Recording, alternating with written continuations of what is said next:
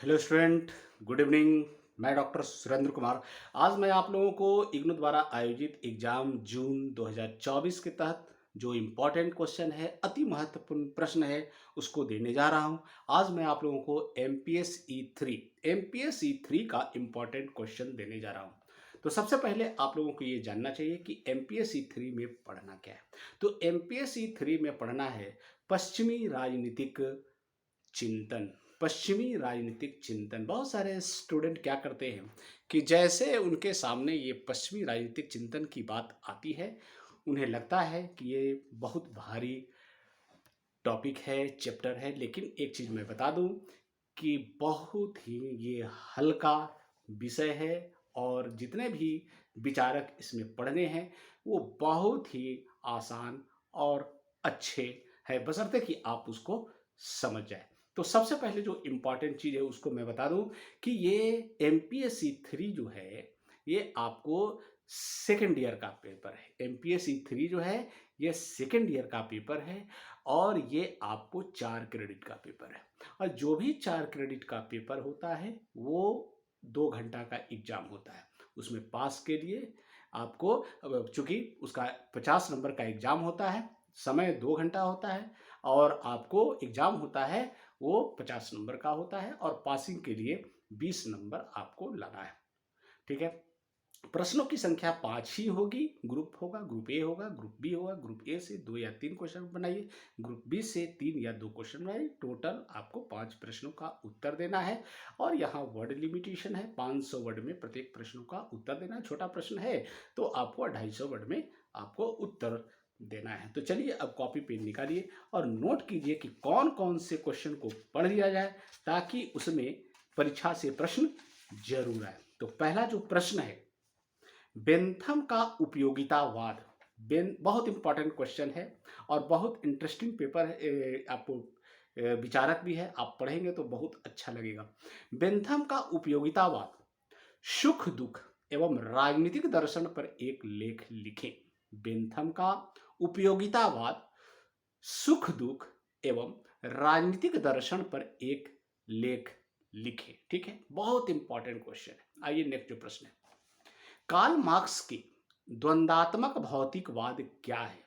Karl Marx के द्वंद्वात्मक भौतिकवाद क्या है। देखिए, मैं आप लोगों को बार बार कहता हूं कि कार्ल मार्क्स आपको फर्स्ट ईयर में भी आप लोग पढ़े होंगे, सेकंड ईयर में भी बहुत सारे पेपर में आपको पढ़ना है, इसलिए कार्ल मार्क्स को बहुत ही अच्छे ढंग से पढ़ लीजिए।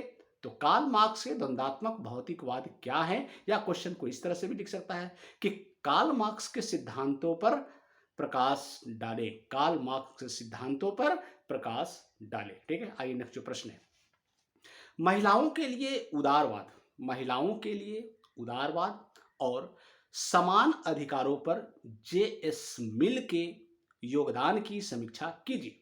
महिलाओं के लिए उदारवाद और समान अधिकारों पर जे.एस. मिल के योगदान की समीक्षा कीजिए। बहुत इंपॉर्टेंट क्वेश्चन है। ठीक है, आइए नेक्स्ट जो प्रश्न है, राज्य पर हीगेल के विचारों की व्याख्या करें और उनका मूल्यांकन करें। राज्य पर हीगेल के विचारों की व्याख्या करें और उनका मूल्यांकन करें। हीगेल का डायलेक्टिकल मेथड जो द्वंद्वात्मक भौतिकवाद है उसको भी आप लोग देख लीजिएगा। ठीक है, आइए नेक्स्ट जो प्रश्न है उस पर हम लोग चर्चा करते हैं। तर्क बुद्धि की सीमाओं के संबंध में, तर्क बुद्धि की सीमाओं के संबंध में एडमंड वर्ग के क्या विचार है। फिर मैं आपका प्रश्न को दोहराता हूं, तर्क बुद्धि की सीमाओं के संबंध में एडमंड वर्ग के क्या विचार है। या क्वेश्चन को इस तरह से घुमा सकता है कि धर्म और सहिष्णुता के बारे में एडमंड वर्ग के क्या विचार है। धर्म और सहिष्णुता के बारे में एडमंड वर्ग के क्या विचार है। ठीक है, आइए नेक्स्ट प्रश्न, एमेनुअल कांट। कांट का आप लोगों ने नाम सुना होगा, बहुत बड़े विचारक हुए। तो एमेनुअल कांट की अधिकार का सार्वभौम सिद्धांत संबंधी अवधारणा से आप क्या समझते हैं, विस्तार पूर्वक बताइए। एमेनुअल कांट की अधिकार का सार्वभौमिक सिद्धांत संबंधी अवधारणा से आप क्या समझते हैं, विस्तार पूर्वक वर्णन करें। ठीक है, आइए नेक्स्ट जो प्रश्न है, नारी और परिवार के बारे में, नारी और परिवार के बारे में टॉकविल के क्या विचार हैं? नारी और परिवार के बारे में टॉकविल के क्या विचार हैं, या क्वेश्चन को इस तरह से कर जाता है कि धर्म के बारे में टॉकविल के विचारों की चर्चा कीजिए। धर्म के बारे में टॉकविल के विचारों की चर्चा कीजिए। ठीक है, आइए नेक्स्ट जो प्रश्न है उस पर चर्चा करते हैं। मैकियावेली के अनुसार, मैकियावेली बहुत इंपॉर्टेंट क्वेश्चन है, मैकियावेली के अनुसार सरकार के वर्गीकरण का वर्णन कीजिए। मैकियावेली के अनुसार सरकार के वर्गीकरण का वर्णन कीजिए। ठीक है, आइए नेक्स्ट जो प्रश्न है, प्रकृति की अवस्था के संबंध में, प्रकृति की अवस्था के संबंध में थॉमस हॉब्स के क्या विचार थे? प्रकृति की अवस्था के संबंध में थॉमस हॉब्स के क्या विचार थे? ठीक है, आइए नेक्स्ट प्रश्न, संप्रभु के अधिकारों और दायित्वों पर एक टिप्पणी लिखिए। संप्रभु के अधिकारों और दायित्वों पर एक टिप्पणी कीजिए। ठीक है, आइए नेक्स्ट प्रश्न है, सामाजिक संविदा के बारे में, सामाजिक संविदा के बारे में जॉन लॉक के क्या विचार थे? सामाजिक संविदा के बारे में जॉन लॉक के क्या विचार थे?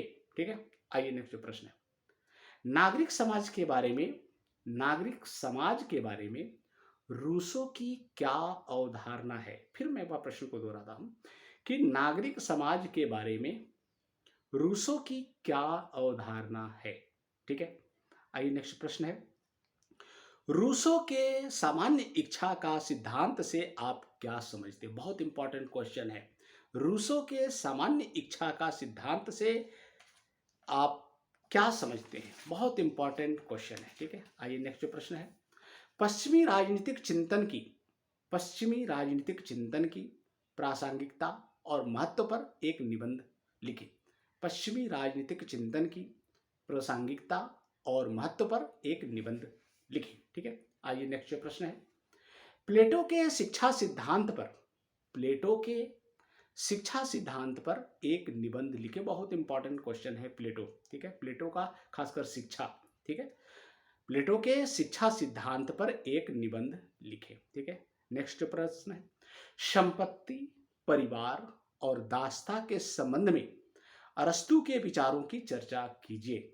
संपत्ति, परिवार और दास्ता के संबंध में अरस्तु के विचारों की चर्चा कीजिए। एंड लास्ट जो प्रश्न है, सेंट एंगस्टाइन, सेंट एंगस्टाइन के विचारों को आकार देने वाले प्रभावों की चर्चा कीजिए। सेंट एंगस्टाइन के विचारों को आकार देने वाले प्रभावों की चर्चा कीजिए।